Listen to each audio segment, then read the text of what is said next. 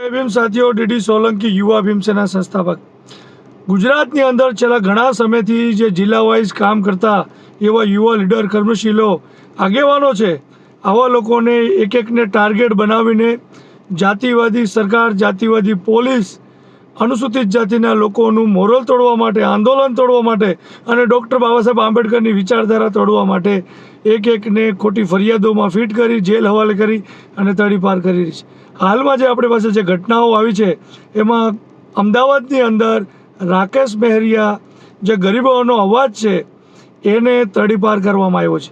જે લારી ગલ્લાવાળા, જે પાથરણાવાળા લોકો છે, જેના માટે લડે છે, અવાજ ઉઠાવે છે, એને તડીપાર કરે છે. નથી કોઈ બુટલેગર, નથી અસામાજિક તત્વો, પણ તડીપાર કરે છે.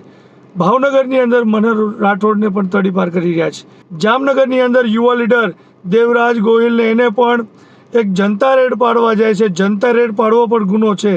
આવા કેસની અંદર પણ એની ઉપર લૂંટની ફરિયાદ નાખીને ફરજમાં રૂકાવટનો કેસ કરી અને જેલ હવાલે કરી દીધો. પહેલાં માફીનો વિડીયો બનાવ્યો, તો માફીનો વિડીયો શેના માટે બનાવ્યો?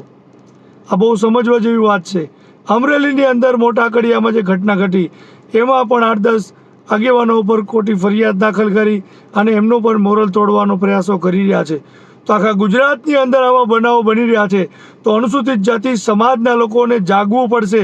જૂનાગઢની અંદર ભરત સોંદરવાની હત્યા થઈ ગઈ, એનો આજ દિન સુધી એના આરોપીને પકડવાની દૂરની વાત છે, પણ આરોપીનું નામ પણ જાહેર નથી કરી શકતા. કોણે માર્યો, શું ખબર, હજી કંઈ તપાસમાં ખુલ્યું જ નથી. અનુસૂચિત જાતિના ઉના કાંડના કેસ હોય, થાનગઢ કાંડના કેસ હોય, પણ એમાં યોગ્ય ન્યાય નથી મળતા. અનુસૂચિત જાતિના લોકો પોતાના સમાજ માટે એના આગેવાનો આંદોલન કરે છે, ધરણા કરે છે, સંમેલનો કરે છે, તો એને ખોટી ફરિયાદો કરીને ફિટ કરવામાં આવી રહી છે. આ જ છે વિકાસ ગુજરાતનો, આ જ છે ગુજરાત મોડલ. અને આ જાતિવાદી મોડલને તોડવા માટે આપણે તમામ અનુસૂચિત જાતિ સમાજના લોકોએ ઈંટનો જવાબ પથ્થરથી આપવો પડશે.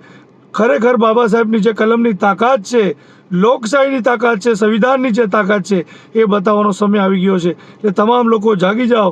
ટૂંક સમયમાં રાજકોટની અંદર આપણે મિટિંગ કરવા જઈ રહ્યા છીએ, પછી અમદાવાદ પર જ્યાં પણ કરવી પડે ત્યાં કરશું. પણ હવે તાકાત બતાવવાનો અને બહાર નીકળવાનો સમય આવી ગયો છે. કાયદાના દાયરામાં રહીને સંવિધાનની તાકાત આપણે બતાવશું. તમામ લોકો એક થઈ જાજો, સમયની રાહ જોજો કે હવે એક નહીં થયા તો આવનારી પેઢી ગુલામ થશે. જય ભીમ, જય ભારત.